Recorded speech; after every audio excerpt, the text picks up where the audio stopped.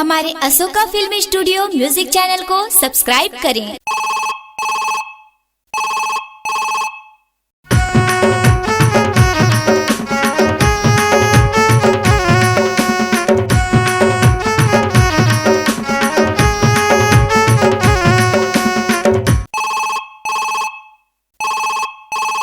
Hello hello. छोड़ mobile में बात, छोड़ मैसेज व्हाट्सएप, छोड़ मोबाइल में बात, छोड़ मैसेज व्हाट्सएप।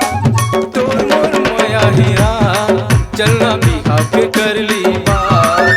अरे तोर मोर मोया है वो चलना बिहाव के कर ली बात। छोड़ मोबाइल की बात, छोड़ मैसेज व्हाट्सएप, छोड़ मोबाइल की बात, छोड़ मैसेज व्हाट्सएप। तोर मोर माया हिया चलना बिहाव की कर ली बात। आहा तोर मोर माया ही जी चलना बिहाव की कर ली बात।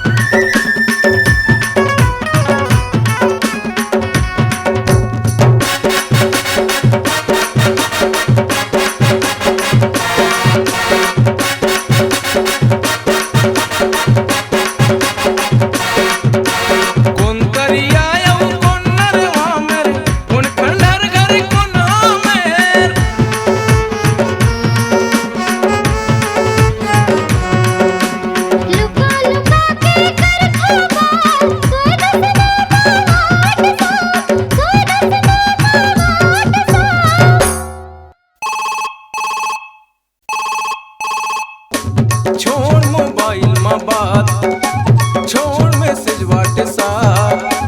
तोर मोर मोया हिया चलना बिहाव के कर ली बात।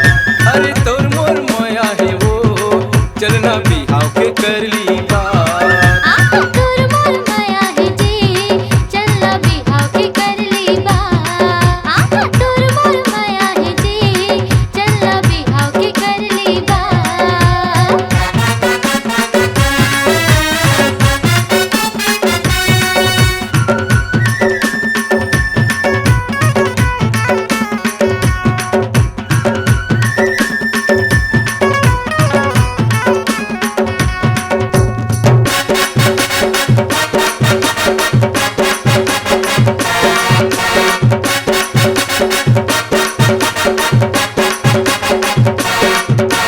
घर वाले लगते गाँव तेरे हैं, जीती जखा पीछे पड़े हैं।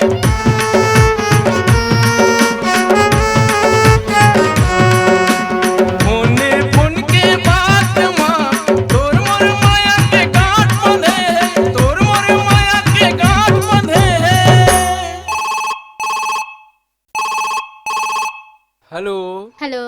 कैसे का विचार है? ठीक है जी, हम मुर्दाई ददले हाथ मांग के बिहाव करा के ले जा। तभे तो कही था का की थस? तोर मोर मोया हिया चलना बिहाव के कर ली बात।